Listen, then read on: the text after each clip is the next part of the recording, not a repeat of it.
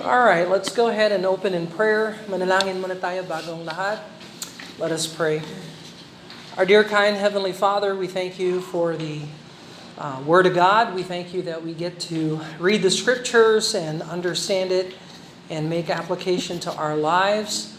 We certainly pray for those who may not know the Lord Jesus Christ as Savior, that they would come to know Him today. And for many of us who do know the Lord as Savior, we pray that we would grow spiritually, Lord, and make our time in the Word of God meaningful by the work of the Holy Spirit in our hearts. We ask that you cleanse us of our sins and ask that you would bless our time. We ask these things in Jesus' name. Amen and amen. Alright, so nakikita ninyo yung map. You see the map, and linagay ko na yung map na yan sa geography book natin. Naalala niyo yung blue geography book natin, our Bible geography book? Well, I already inserted that map into the book.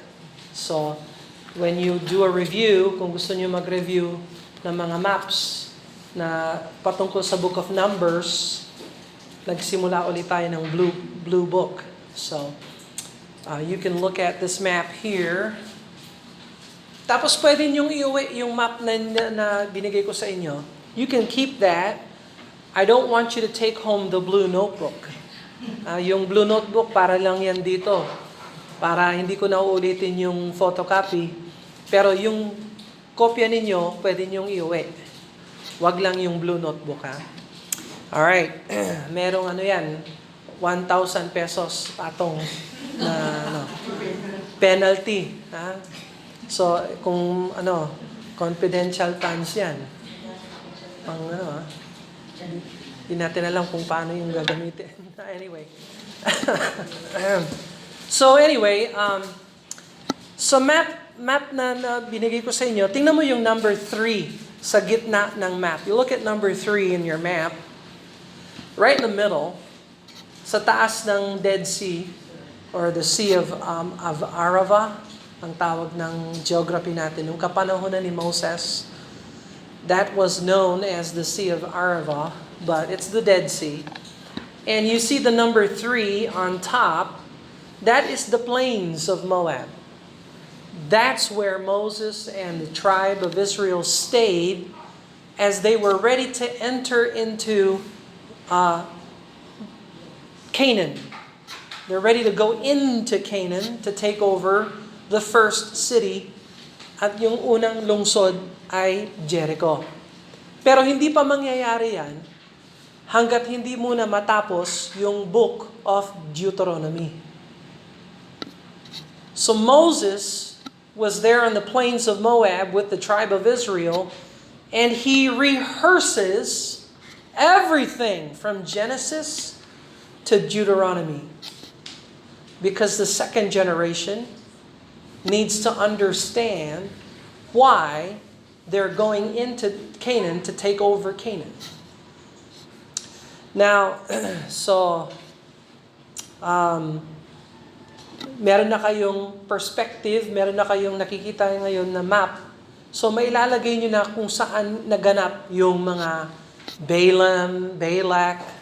That happened there in the plains of Moab. You can see Baal Peor. You can see Baal Peor kung saan yung Diyos-Diyosan ng mga Moabites. Doon sa Baal Peor, you see that? The mount is Peor. The god of the mountain Peor is Baal Peor. So anyway, so you can picture now in your mind where these things are happening. So let's look at Numbers chapter 28 and Numbers chapter 29. Dalawang chapters ang pag-aaralan natin today. But before we look into these things, let's get a review of everything that we have learned so far concerning the book of Numbers. So we know Numbers is the 4th book, ika-4 na book ng Lumang Tipan. 36 chapters. Sino ang nagsulat ng Book of Numbers? Si Moses. Kailan niya sinulat yung Book of Numbers? Malamang somewhere between 1406 to 14... ano ba ito? 1406 to 1400? Kalalabas pa lang nila sa Egypt. At siguro kasi lumabas sila sa Egypt 1446. They exited Egypt at 1446. Minus 40 years. Pagala-gala kasi. So, 1406. Malamang sinulat ni Moses yung Book of Numbers noong 1406 BC. Anong ibig sabihin ng BC? Before Christ. Tayo, ano yung year natin? AD. Ano yung AD? Anno Domini. In the year of our Lord. In the year of our Lord. Anong year na tayo? Sabihin mo 2023. Nung sinilang si Jesus Christ. So, yung calendar ng numbers ay papunta sa krus, sa birth at saka krus ng Panginoon. Tayo naman, tumitingin tayo ng pabalik dito sa birth of Jesus Christ. Tapos yung kanyang kamatayan. So, eto BC, eto AD. Okay? So, Moses wrote this about 1406 and sa English Bible, 36 ang chapters natin. Pero wala namang chapters nung sinulat ni Moses yung kanyang book. Anong language ang ang binigay sa kanya ng Diyos? Hebrew. So this was written in Hebrew, was not written in English. They didn't have chapters and verses. So yung chapters and verses ng Bible natin, hindi ho yan inspired and preserved. Yan ay sistema ng pag-aaral ng salita ng Diyos para maging easy ang pag-aaral natin ng salita ng Diyos. So masaya tayo na mas easy ngayon mag-aaral ng salita ng Diyos kaysa sa nagkapanahon ni Moses. Wala silang books noon. Yung mga books lang, kamakailan lang naging uso yung mga books. Mga 1500s. Gutenberg Press, the first books. Ngayon, 2023, meron na tayong e-book, PDF. Pero tingnan mo, ang wisdom ng Panginoon, ilinagay niya yung kanyang salita sa bato.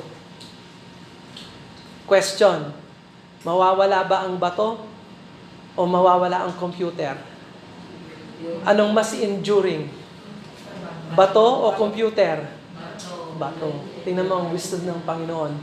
His words were written in stone and clay tablets and vellum.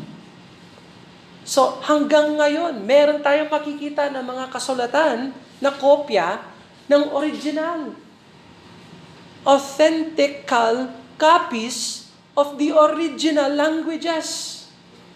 Preserved sa mga papyrus pages, leather vellum, codices.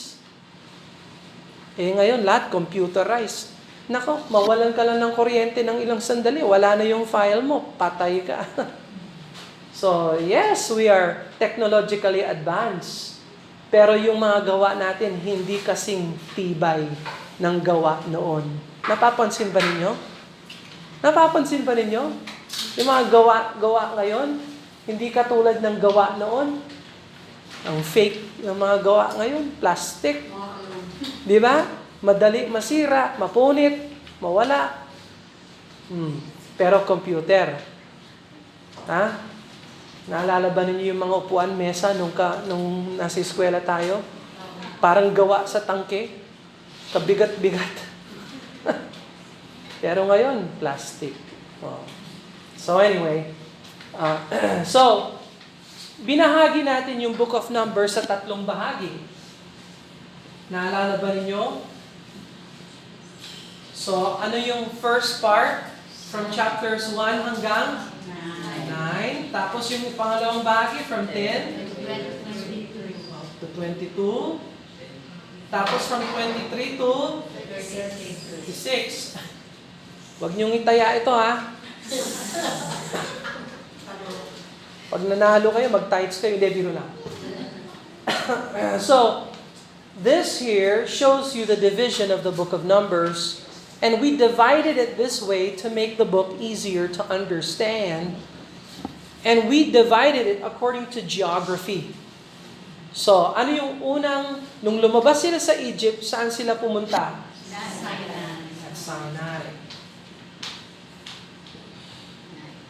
After 2 years in Sinai, Moses gave them Leviticus, kung paano pagsumamba sa Diyos. So, nandiyan na yung book of Genesis, Exodus, Leviticus. Ngayon, nasa book of Numbers na tayo.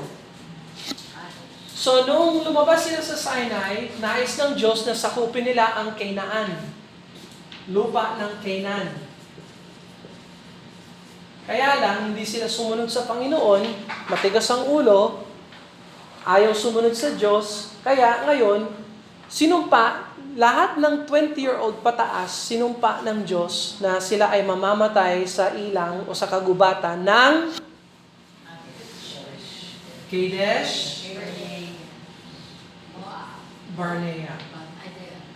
Okay, Kadesh Barnea. Nakikita ba ninyo sa map yung Kadesh Barnea? Is it on that map? Kadesh Barnea? South of Moab? Wala, no?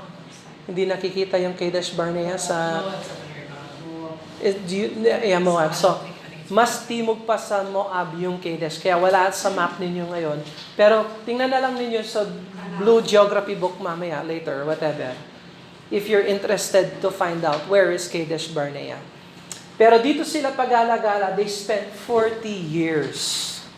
So lahat ng 20 pataas na matay. Kasi hindi nga sila pinayagan na bumalik sa Canaan or sa kupin ng Canaan. Kasama na roon si Aaron, yung high priest. Sinong pumalit kay Aaron? Eleazar. Tama. Sinong papalit kay Moses? Joshua. So, si Eleazar ay anak ni Aaron. Tatandaan natin, 4 yung anak ni Aaron.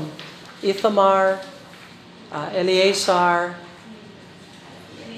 Nathan, and Abihu. So yung 4 na yun, yung si Nathan Abihu, nagkasala sila, nag-aalay sila ng apoy na hindi nanggaling sa templo, pinatay sila ng Diyos. So naiiwan na lang si Ithamar at si Eleazar. So Eleazar became the 3rd high priest. Unang high priest si Aaron, second high priest pangalawang high priest si Eleazar. Unang high priest si Aaron, second si Eleazar. Okay, so bagong leadership. Nagkakaroon na tayo ng bagong leadership. So nagkaroon na naman ng census dito. Saan sila ngayon? At Moab. So doon sa map number 3, makikita mo yung plains of Moab. Doon sila naka-stage. And sa Numbers chapter 26, nakita natin na binilang uli sila ng Diyos gaya ng pagkabilang nila dito. Kaya ang tawag ng aklat na ito, mga bilang.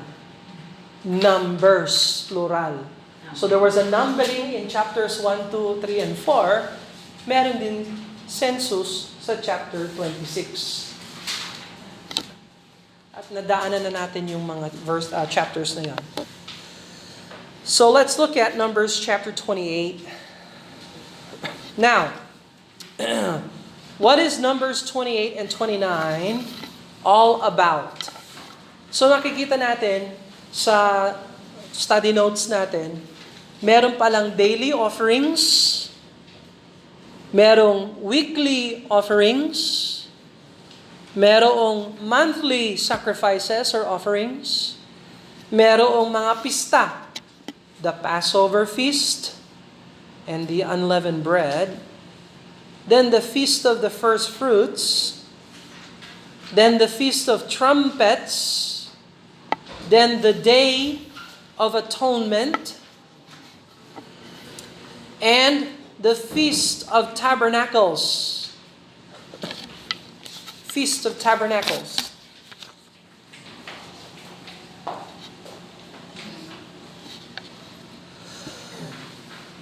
So really, Numbers 28 and 29 is para siyang review. Rene-review ni Moses sa second generation yung mga pinag-uusapan ng Book of Leviticus. Napag-aralan na natin ito. This is a review. Now, bakit kinakailangan ni Moses na mag-review? Why is it necessary for Moses to review a summary of the Book of Leviticus? Why? Because this is the second generation. Ito yung generation na hindi nakakita ng pang-aalipin sa Egypt. Ito yung generation na hindi nakita ang crossing of the Red Sea. Hindi nila nakita yung 10 plagues ng Israel. They are completely ignorant as to why they are going into Canaan. What are we doing? What is this all about? Second generation. So, I am a first generation Christian. Ibig sabihin, sa pamilya ko, ako ang nauna na nakakilala sa Panginoong Jesucristo. I am a first generation Christian. Si Marcia, we can say, technically, she is a second generation Christian kasi yung magulang niya, they are Christians. At pinalaki siya sa isang tahanan ng mga Kristiyano. So nung lumaki siya, natuklasan niya na siya ay makasalanan at kailangan magsisi tumanggap sa Panginoon, and she received the Lord as her Savior nung siya ay 8 years old, 7 or 8 years old. Am I right? Yeah. So bata siya, she was young. Hindi siya pinayagan, kasi lumaki nga siya sa tahanan ng Kristiyano, hindi siya pinayagan mag-inom, mag-party, magpagala-gala, hindi siya pinayagan na manigarilyo, hindi siya pinayagan na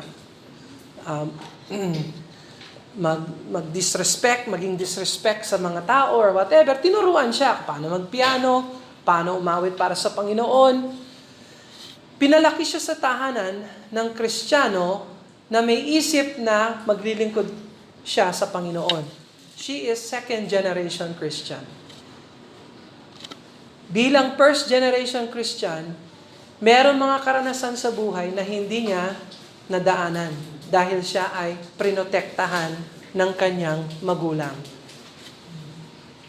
Mga magulang, protektahan ninyo yung inyong mga anak.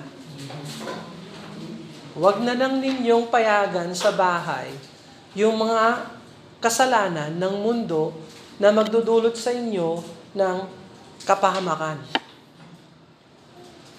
Okay, so dahil itong mga Kristiyanong itong mga Israelites na ito ay second generation, hindi na iba yung karanasan nila. So kinakailangan turuan sila patungkol sa kanilang background, patungkol sa kanilang mga ninuno, si Abraham, Isaac, Jacob, ng Genesis. Turuan sila uli ng Exodus, turuan sila ng Leviticus. So, Moses is reviewing these things because they never experienced these things. So, there's a warning sa mga second generation Christians. Yung mga second generation Christians, it's easy for a second generation Christian to take for granted your Christian home. Okay? So, kung lumaki ka sa tahanan ng isang Kristiyano na matino, na hindi lahat ng mga Kristiyano matino, pero kung lumaki ka sa tahanan ng Kristiyanong matino, napaka-easy na ibaliwala yung mga ginagawa ng magulang. Naku, bakit naman ganito? Ka-stricto. Bakit naman gano'n? Hindi katulad ng iba. Ba't kami ganito? Puros church pag linggo. Puros prayer pag Wednesday. Puros ganito. Palda. puros ganon. Bakit yung iba pwedeng sumayaw? Kami, hindi. Bakit yung mga sa mundo pwedeng uminom, mag-party? Kami. Church, church, church. So, yung mga second generation Christians, kailangan turuan din sila. Sometimes, dalhin nyo sila dyan sa presinto para makita nila, ganito palang nangyayari sa mga tao kapag hindi nila nakontrol yung kanilang galit. Ganito palang mangyayari. Kung halimbawa, mauwi ako sa bisyo. Okay? Dalhin nyo sila sa mga ospital para makita nila yung mga namamatay sa atay, yung mga ganyan na painom-inom, pagala-gala, or whatever. Kasi kailangan nila ng ganong klaseng exposure para maturuan sila na pag nagkasala ka, may consequences talaga. And so, Moses has to rehearse these things to drive home these truths because they're second-generation Christians. Now, ang first-generation Christian, sana hindi ko naranasan yung mga naranasan ko, pero wala akong magagawa sa nakaraan. Hindi ko pwedeng ayusin yung nakaraan. Kaya ang the best na gawin, kalimutan ang nakaraan at sumunod na lang sa Panginoon para sa hinaharap. Kasi kahit anong gawin mo, hindi mo pwedeng ayusin yung nakaraan. So, magpasalamat na lang sa Panginoon na hindi ka nadala doon sa kaguluhan ng kasalanan, bagkus nakita mo yung pagkakasala mo,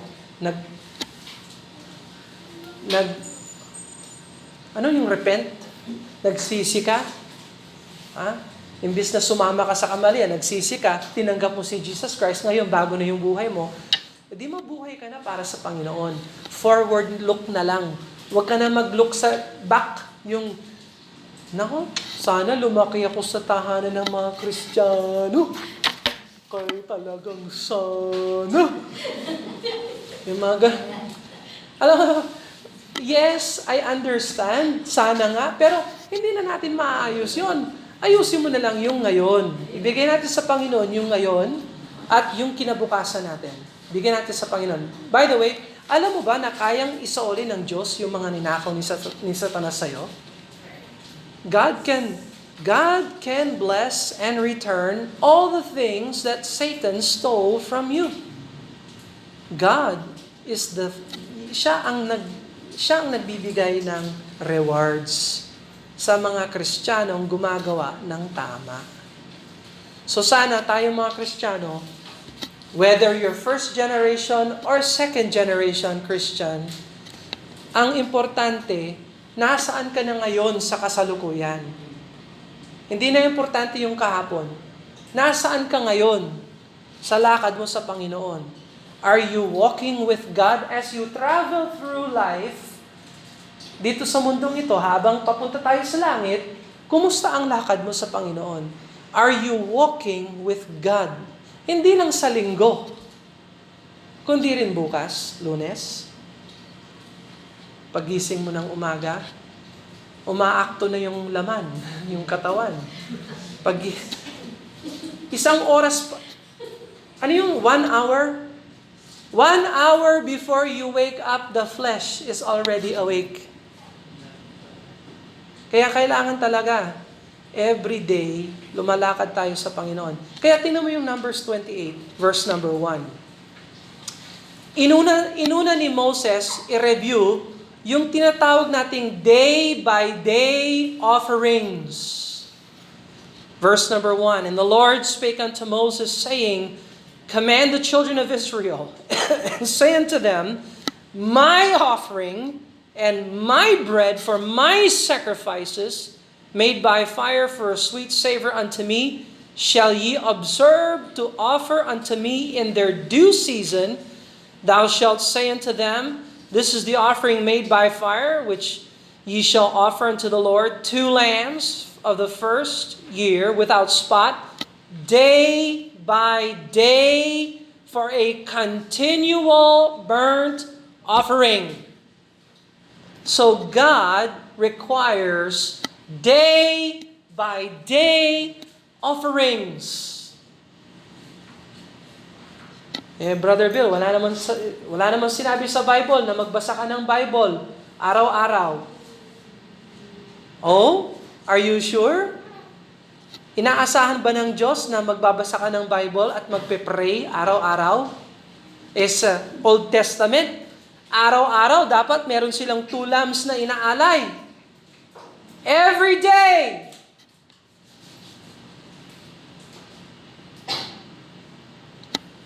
Alam mo ang problema ng mga Kristiyano? Pag Linggo, okay. Pag Lunes, may sungay. Alam mo yung mga problema ng Kristiyano? Pagdating sa church, I surrender all. I surrender all. Pagdating na sa bahay, nasaan yung surrender all mo? Amen? Alright, so, tandaan natin ito. Inuna ni Moses yung day-by-day offerings para ipaalala sa atin na we have to walk with God day by day. Huwag mong problemahin yung bukas kasi wala pa yan dito. Inuubos lang, pakinggan nyo ito, inuubos lang ng kinabukasan yung ngayon. Asikasuhin mo yung lakad mo sa Panginoon ngayon. Hindi yung mamaya na lang. Mamaya na lang ako mag-pray, mamaya na lang ako magbasa ng Bible. Sa New Year, kasi malapit na yung New Year, Paskong na nga. Diba? It's Christmas. September. Punta ka kahit saan, maririnig mo na si Jose Marichan. Maririnig mo na naman si Jose. Sa New Year, magbabago ako. Parang may magic yung 2024. Pero ang totoo, kung hindi ka naglilingkod sa 2023, malamang hindi ka maglilingkod sa 2024. Kasi walang magic yung New Year. Fake news yun.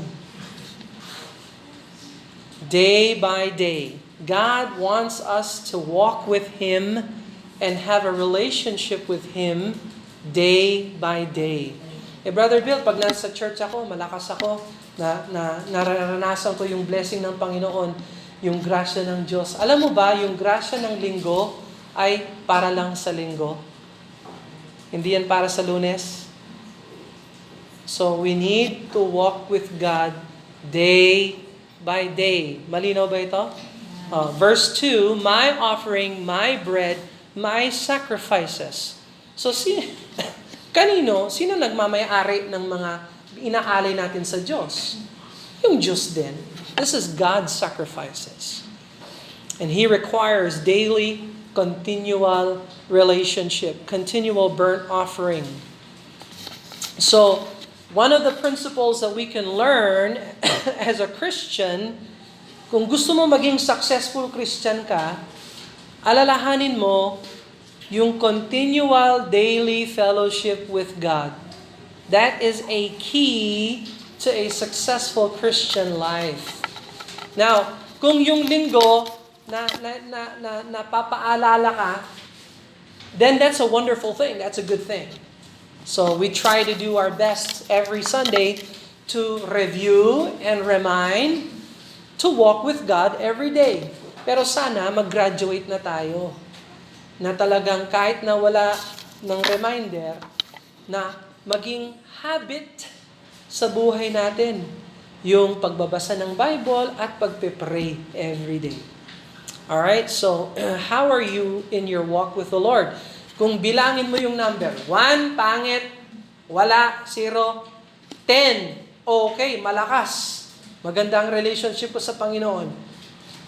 Nasaan ka doon? Don't answer that question. That's between you and the Lord.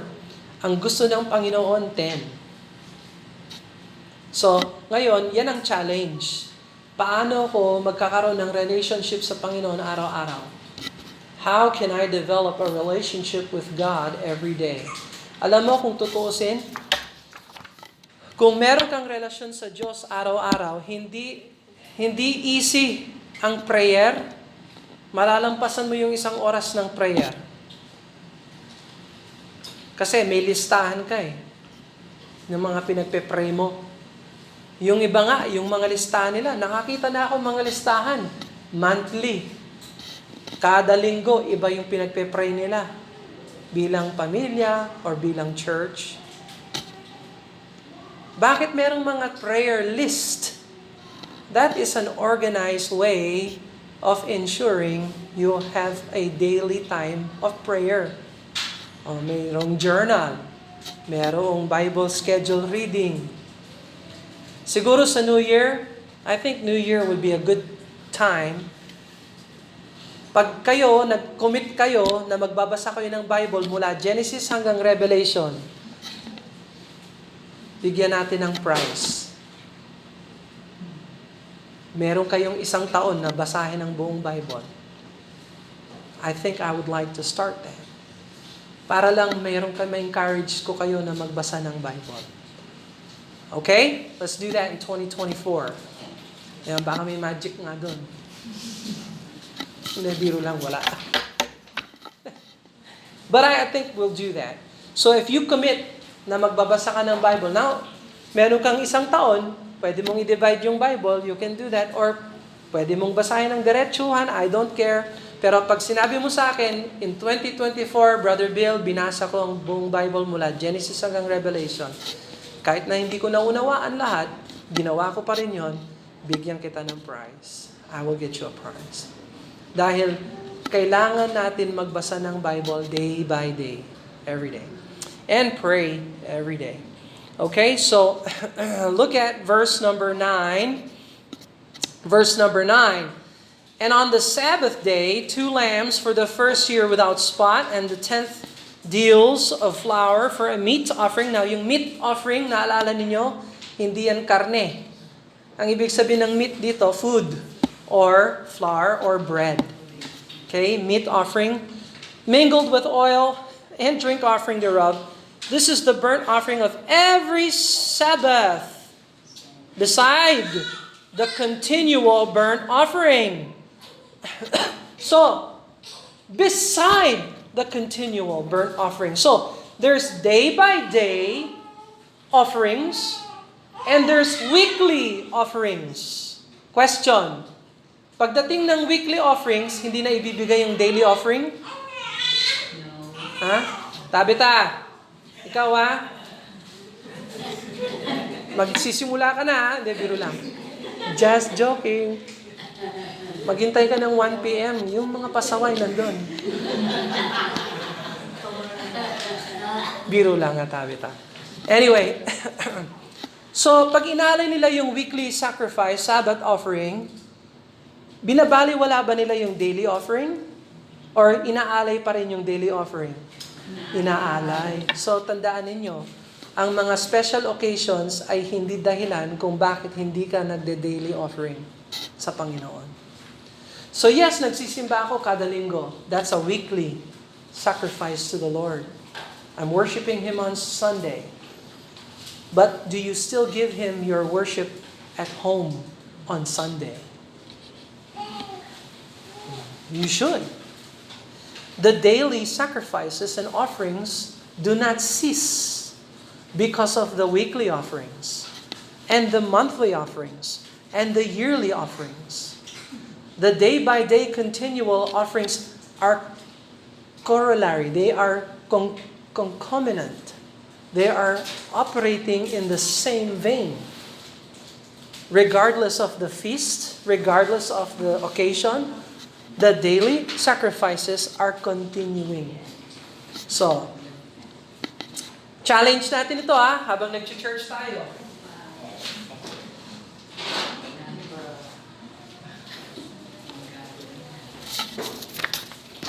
So habang nag-church tayo, weekly, we're here on Sunday, don't forget your daily walk with God. And even on Sunday, you still pray, and you still read your Bible, and you talk to the Lord, you walk with God.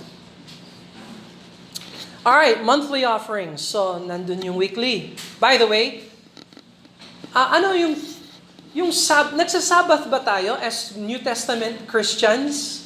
Nagsasabath ba tayo? Hindi na tayo nagsasabath. Kaya hindi tayo sabadista. Okay? Hindi tayo sabadista. We are Day of the Lord. Day of the Lord. Lord's Day tayo. Lord's Day. Ano yung Lord's Day? Sunday. Kasi nung bumangon siya sa patay, bumangon siya on Sunday. Nung nagtipon yung kanyang mga apostol, anong araw sila nagtipon? Sunday. Hindi na Sabbath. Ngayon kung ikaw ay Hudyo at Kristiyano, pwede kang sumamba sa Sabbath, pwede ka rin sumamba sa Linggo kung gusto mo. At least dalawa. Ang day of worship, wow, special ka talaga. Pero dahil tayo ay Gentile Christian believers, hindi na tayo required sa Sabbath. At malinaw sa New Testament, pinalitan yung Sabbath to Sunday. Okay? So, meron mga verses na linagay ko dyan. Halimbawa, yung Colossians 2:14, Hebrews chapter 10, makikita, basahin mo na lang yung mamaya. Alright, now, verse number 11, Numbers 28, verse 11. And in the beginnings of your months, ye shall offer a burnt offering unto the Lord. So ito naman, monthly offerings. So merong daily, merong weekly, merong monthly. Now, ano ba itong mga offerings? Burnt offerings, meat offerings. Okay, what are these offerings? Ito ay larawan, lahat ng mga offerings ay larawan ng sacrifice ni Jesus Christ para sa katubusan ng ating kasalanan, pagbayad ng ating kasalanan, at pagwalang sala ng Diyos sa atin. Alright? So, all the offerings are a picture of Christ. And so we need to be reminded of that. Yung Christianity is a bloody religion. Madugo talaga yung religion natin. Pero kaninong dugo ang mahalaga? Sa atin o kay Kristo? Yung dugo ni Kristo ang mahalaga.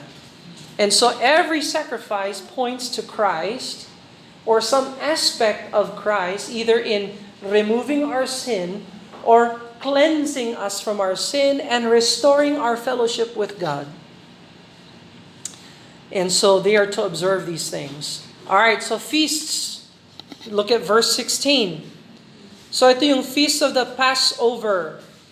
On the 14th day of the first month is the Passover of the Lord. So naalala ninyo yung unang Passover? Anong aklat na ganap yung unang Passover? Genesis, Exodus, or Leviticus? Exodus. Kasi dumaan yung anghel ng kamatayan at nilampasan niya yung mga bahay na merong dugo. Okay? So, tinanong ba ng anghel kung yung bahay na yan ay mayaman o mahirap? No. Ang requirement lang yung dugo sa dambana, ang gilid ng bahay. Dugo ng tupa. Larawan ng sacrifice ng Panginoong Jesucristo. Kung baga, ang hatol ng Diyos ay lalampasan tayo kung tayo ay nakatago kay Kristo. Kung tayo ay kay Kristo at yung kanyang dugo ang tumatakip sa atin. Hindi ho rin-require ng Diyos. Hindi tinanong ng Diyos, sino yung nasa loob? Nagbayad na ba kayo ng utang? Sinong nandyan sa loob? Mabait ba kayo? O pasaway, Hindi. Tingnan mo ang grasya ng Diyos. Larawan ito ng Panginoong Jesucristo. So, kung ikaw ay tumanggap sa Panginoon, nagsisi ka ng kasalanan, tinanggap mo siya bilang yung tagapagligtas, ililigtas ka ng Diyos dahil sa dugo ni Kristo. Hindi dahil sa napakagaling mo, napakahusay mo, ikaw hindi ka mahusay, ikaw edukado, ikaw hindi. Hindi yan ang pananaw ng Diyos. Ang question, ikaw ba ay nakatago kay Kristo at yung kanyang dugo ay nandun? You see? That is the Passover. Okay. So then there's the feast of, by the way, tingnan mo, pansinin mo Feast, Passover feast, Feast of the First Fruits, Feast of Trumpets, Day of Atonement, and Feast of Tabernacles. Puros feast. Feast, feast, feast. You know, God is into feasting. Hindi katulad ng mga Muslim. Yung Muslim, fasting. Ay, yun ang yung Ramadan. You know? Ang Ramadan ay katapusan ng kanilang ilang linggo ng mga fasting. Eh bakit sa Muslim fasting? Ewan ko, malungkot. Pero sa Bible, yung Diyos pala ay mahilig sa feasting. So bilang Kristiyano, hindi dapat tayo malungkot. Dapat meron tayong feasting sa puso natin. Feasting. Thank you, Lord, sa kabutihan mo sa akin. Sineselebrate ko yung blessing mo sa akin. Thank you, Lord. Yes, so feasting. God wants us to be encouraged every day. Encouraged. So, ang challenge natin talaga bilang Kristiyano, panatilihin natin yung relationship natin sa Diyos para kahit anong mangyari sa atin, nandyan mananatili yung rejoicing natin sa Panginoon. Hindi mawawala yung rejoicing natin. So, God believes in the feasting. Ito namang Feast of the First Fruits, verse 26. Also in the day of the first fruits, when ye bring a new meat offering unto the Lord, after your weeks be out, ye shall have an holy convocation, holy congregation. Ye shall do no servile work, huwag kayo magtrabaho, magsamba kayo, huwag magtrabaho. But ye shall offer the burnt offering for a sweet savor unto the Lord. So inaasahan ng Diyos, kapag blines kayo ng Diyos, ialay ninyo yung first fruits ninyo. So, this is a economy language ito ng pagbibigay. So, kung meron kayong blessing na binigay sa ng Diyos, ialay ninyo uliyan sa Diyos, and that will be a first fruits offering unto the Lord. By the way, why does God bless us? Ba't tayo binibless ng Diyos? Binibless tayo ng Diyos para tayo ay maging blessing sa iba. Tayo ay tulay ng blessing ng Panginoon. Hindi para sa ating sarili yung blessings ng Panginoon. Yung Dead Sea, naalala ba ninyo yung Bible geography ninyo? Nakita ninyo yung Dead Sea? Yung Dead Sea na yan lang ang kaisa-isang sea sa buong daigdig na hindi marunong magbigay. Yung Dead Sea, puros kolekta ng kolekta yung Dead Sea, hindi nagbibigay. Kaya nga ang tawag doon, Dead Sea. So, even the Bible geography teaches us, kung ikaw, kuha ka ng kuha, pero hindi ka marunong magbigay, ikaw ay dead. Dead Sea Christian. So God wants us to return to Him the blessings that He gives us. Feast of Trumpets, Numbers 29, verse 1. Ano itong Feast of Trumpets? They're blowing the trumpet as a celebration for God's blessings. Sa Bible, ang mga trompeta, merong mga simbolo yan. Halimbawa, merong trompeta ng sugod, laban. May trompeta ng retreat. Retreat muna tayo, wag kang sumulong. Retreat muna. Merong trumpet ng ops, time na para lumakad. So yung tabernacle na inayos, ngayon ipapak uli. Tapos lakad. Aalis na tayo. So that's the Feast of Trumpets. Now, sa New Testament, merong final trumpet, merong last trump. Ano yung last trump? Yan yung trumpet ng Panginoon na kapag blinaw niya yung trumpet, lahat ng mga born-again Christians na ligtas, sila ay aakyat na kapiling ng Panginoong Jesucristo. Susulong tayo. aalis tayo sa mundong ito. At the last trump relative to the church, relative to this world. So, exciting ang buhay Kristiyano. We are listening for the trumpet of the Lord. Umaasa tayo. Sana ngayong araw, bumalik na si Jesucristo para matanggal na ako sa mundong itong bulok na mundong ito.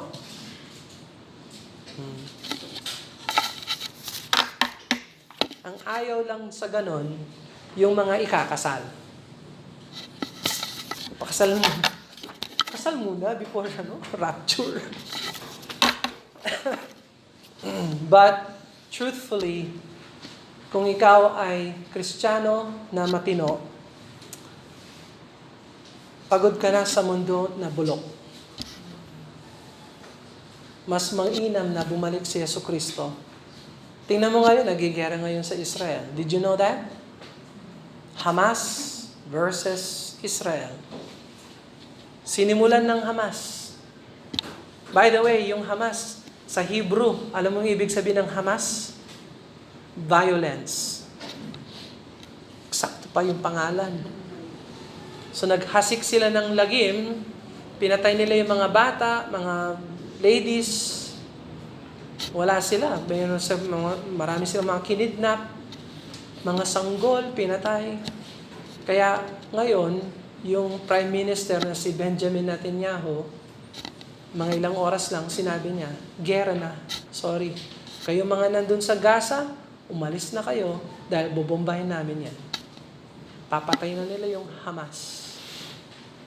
Okay. So ngayon, gera na naman. So, sino nakakalam sa gera, walang panalo. Anyway, Day of Atonement, verse number 7. Day of Atonement. So, ito yung isang araw sa buong calendar year na pwedeng pumasok yung high priest sa Holy of Holies para iaalay yung dugo ng baka para takpan ng kasalanan ng Israel. That's the Day of Atonement. The Day of Atonement. So, sino yung day? Kailan natin sineselebrate bilang Kristiyano? Yung Day of Atonement. Kailan?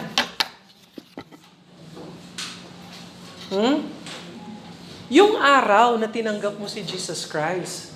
Yan, si Kristo ang Day of Atonement natin. Si Kristo ang Passover natin.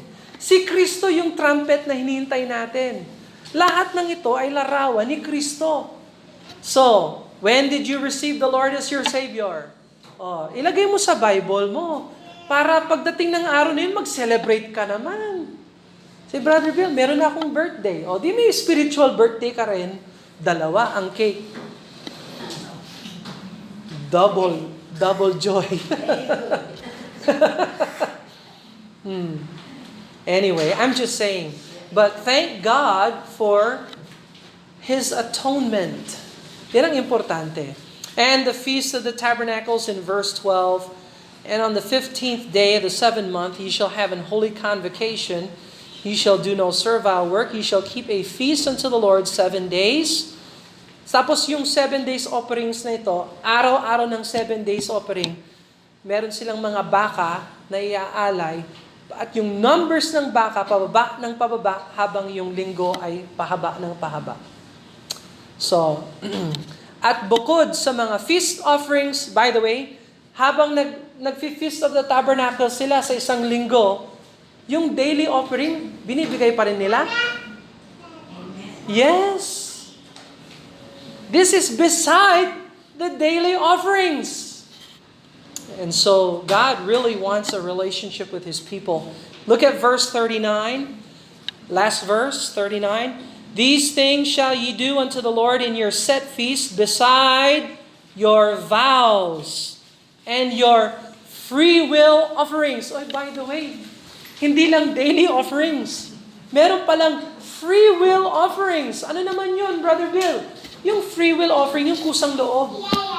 Gusto kong magbigay sa Panginoon, kusang loob. Nasa sa'yo na yun. You are free to serve the Lord. Amen? Yun ang freedom natin bilang Kristiyano. We are free to love Him. We are free to serve Him. Anytime you want to, you can serve the Lord.